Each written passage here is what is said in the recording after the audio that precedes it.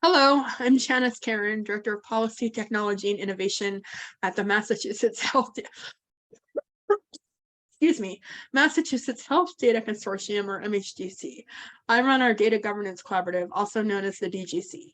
We start each of our weekly meetings with a series of industry quick updates to learn about new and proposed regulations, laws, standards, industry initiatives, and other activity. Join us for this week's updates. Oops, I would normally have been on this screen when I said that. My apologies, folks. So the first update is that CMS has launched a new section of its website, the No Surprises Act, aimed at educating patients and consumers about their rights.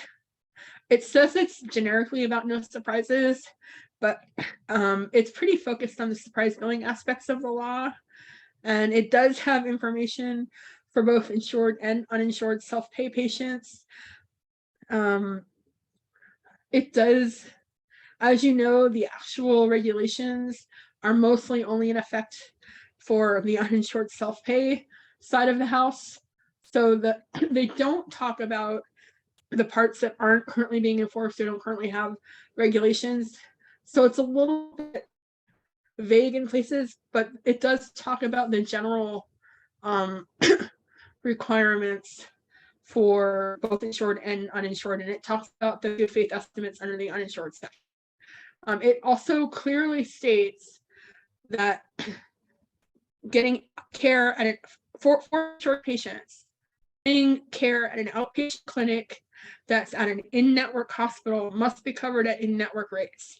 This is one of the things that we had a lot of discussion about when the No Surprises Law came out, and one of the things that was highlighted as a big change. So if there is a doctor who practices at a covered facility, but that doctor themselves is not officially in network, you still need to cover them at an in-network rate.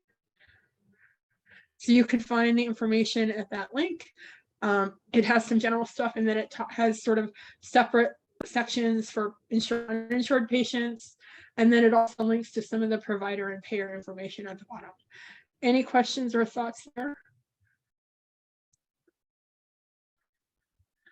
All right, moving on.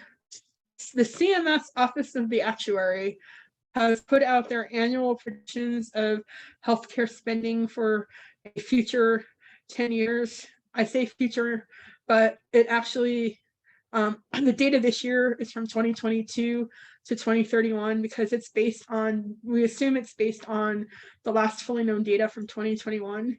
So even though 2022 has happened, it's an estimate for 2022 based on previous data.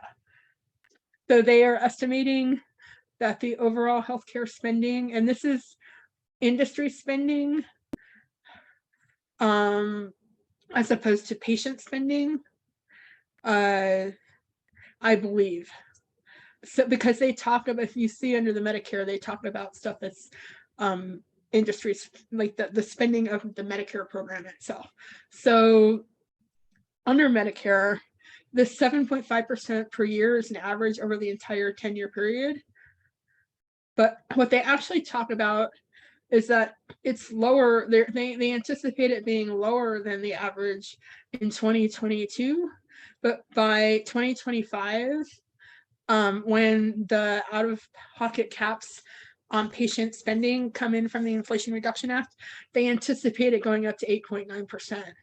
And then as some of the drug price negotiations come into effect, as well as some demographic changes of not to be blunt about it, baby boomers aging out, i.e. no longer needing coverage, and the people replacing them, the generations replacing them having fewer people, there is an expectation that it will drop back down to about 6.8%, which is still higher than the average across the industry. But it's kind of interesting to see the way that law sort of ebbs and flows the growth. Medicaid, they had set at a 5% per year average. They didn't really have anything terribly interesting to say in terms of how that spread across the 10-year period, so I didn't comment further. On private health insurance, It had 5.4% per year average, which you'll note is the overall healthcare number. But part of that, this one is actually anticipated to drop in 2026 because that's when the exchange subsidies expire. And so there's an expectation that the number of people with healthcare coverage will drop at that point in time.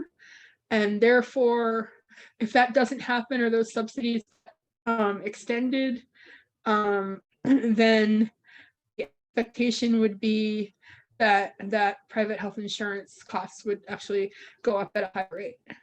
So you can find a full more information at that link to the CMS press release. But any questions or comments about what the highlights?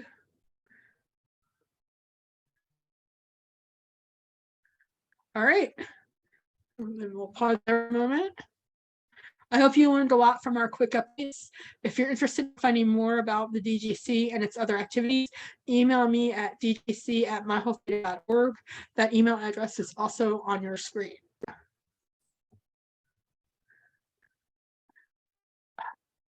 Sorry, folks, I'm trying to get